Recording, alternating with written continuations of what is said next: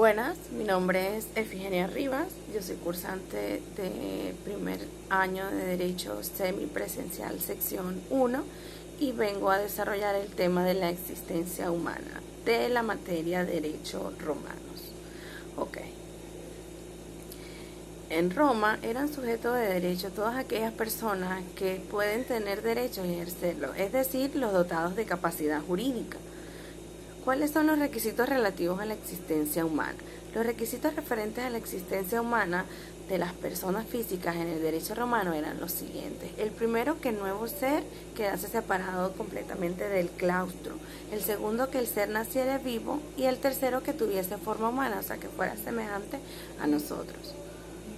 Elementos requeridos por los romanos para que pueda considerarse existente el hombre. Los tres elementos que forman el caput. ¿Qué es el caput? El caput es el registro del ciudadano romano. Okay. Bueno, los tres elementos que forman el caput o que forman el registro del ciudadano romano son los siguientes. El primero es los derechos inherentes a la ciudadanía. El segundo tenemos los derechos familiares y por tercero tenemos la libertad. La libertad es una condición fundamental para los otros dos también, o sea, para los derechos inherentes de la ciudadanía y para los derechos familiares. Lo que significa, y bueno, los esclavos estaban desprovistos del caput, quiere decir que pues estos no tenían ningún tipo de personalidad jurídica. Ok, el nascituro. ¿Qué es el nascituro? El nascituro es un término jurídico que designa al ser humano desde que es concebido hasta su nacimiento. Hace alusión, por tanto, al concebido y no nacido. El nascituro se encuentra protegido por el ordenamiento jurídico. El curator ventris. ¿Qué es el curator ventris? En latín, que puede traducirse literalmente a primera vista como cuidado del vientre, era justamente pues el cuidador el que ejercía esta función. El estatus de la persona romana. El estatus de un ciudadano romano se integraba por tres aspectos importantes. El primer aspecto era el estatus libertatis, que habla de ser libres y no esclavos. El estatus civitatis eran los que eran romanos y no extranjeros, y el estatus familiares, que era ser independientes de la patria potestad. La pérdida de alguno de estos elementos implicaba la disminución de su capacidad y las consecuencias significaban gran pérdida a cientos de ciudadanos en los derechos y sus facultades. Estatus libertatis. Régimen de la esclavitud. En Roma los hombres se dividían en libres y esclavos. Solo los libres tenían capacidad jurídica. A los esclavos se les consideraba como cosas que formaban parte de un patrimonio, o sea, de una persona libre.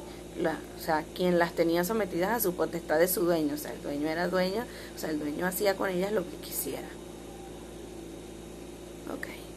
La situación de los esclavos.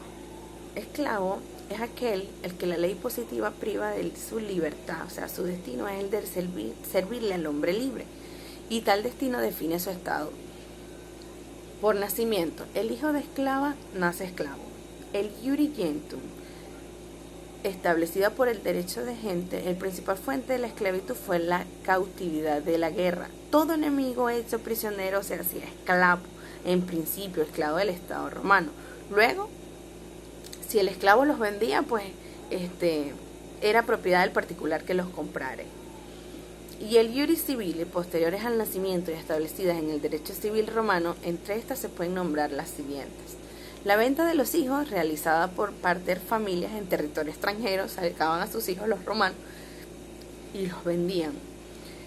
En Senado Consulto Claudiano, establecida que la mujer libre, ciudadana romana, que tuviese un trato carnal con un esclavo ajeno contra la voluntad del dueño, y a pesar de haber sido advertida por estas 3 veces, pasa a ser esclava del mismo señor. Y por último tenemos el ladrón, que era sorprendido infraganti, entonces era entregado a la presunta víctima para que ésta pues tomara. Status civitatis, régimen de los ciudadanos romanos. El status civitatis era aquel que no fuera esclavo, es decir, una persona libre. El ciudadano romano gozaba de todas las prerrogativas establecidas en las distintas leyes del derecho civil, tanto en orden privado como en orden público. La ciudadanía se adquiere por nacimiento, disposición de ley y por concesión del poder público. También se adquiere cuando nace ciudadano el procreado por un ciudadano romano en justas nupcias, esto es, en matrimonio con ciudadanía romana. O o sea, o con una mujer latina o peregrina que tiene, se entiende aquí, a la condición del padre en el momento de la concepción. El hijo nacido de personas no unidas en justas nupcias sigue en la condición de la madre en el momento del parto. Si la madre es esclava, el niño es esclavo. Y por último, tenemos, por concepto legal, se adquiriría en determinados casos la condición de ciudadano. Y por último, tenemos la ciudadanía se otorgó también por el poder público, esto es, por el pueblo o por sus delegados. El ciudadano romano perdía el derecho de la ciudadanía cuando, por todas las causas de reducción o esclavitud, pues la pérdida de la libertad arrastraba la pérdida de la ciudadanía. Por el efecto de ciertas condenas como la interdicción del agua y del fuego y de la deportación.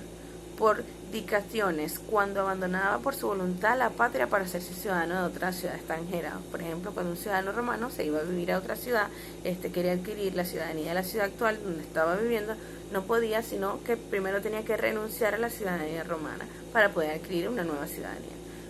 Los ciudadanos, los hombres libres, se dividen en ciudadanos y no ciudadanos. Ok, muy bien. Los no ciudadanos. Los no ciudadanos carecen de derechos de ciudadanía. Su rango en el orden jurídico social no es uniforme. El estatus familiar es ius, iuris y alieni iuris. Las personas consideradas en la familia se dividen en dos clases según sean alieni iuris o iuris iris. Personas alieni iuris. La familia está organizada en Roma sobre la base del patriarcado. Y las personas siu iuris se dividen en capaces que pueden cumplir por sí solas los actos jurídicos e incapaces para las cuales el derecho tiene organizada una protección. Pérdida del estatus. ¿Cuándo el ciudadano romano perdió su estatus?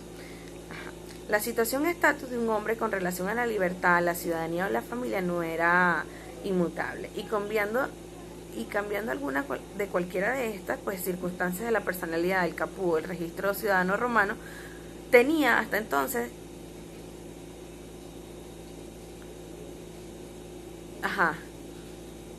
el estatus de un ciudadano romano se integraba de tres aspectos. El primero, estatus libertatis, el segundo, estatus civitatis, y por tercero, el estatus familiae. Capitis de minuto máximo.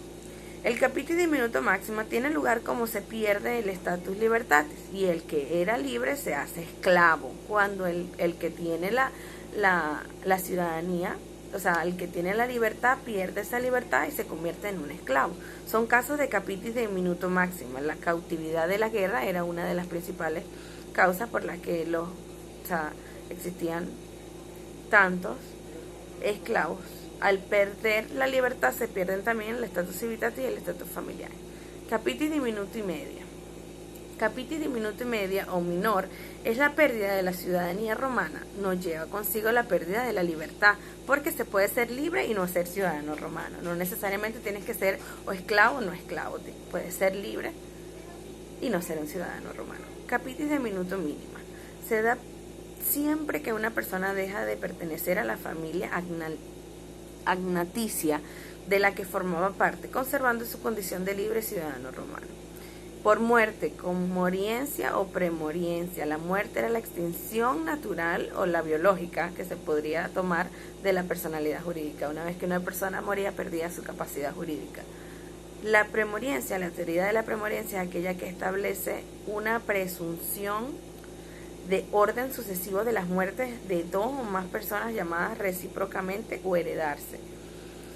Y con moriencia es una presunción legal que consideraba que cuando en un mismo siniestro o accidente moría más de una persona y no existieran pruebas fehacientes de cuál una de ellas murió primero, se consideraba que todas fallecieron simultáneamente, o sea que todas habían muerto en el mismo momento. Entonces perdían automáticamente la...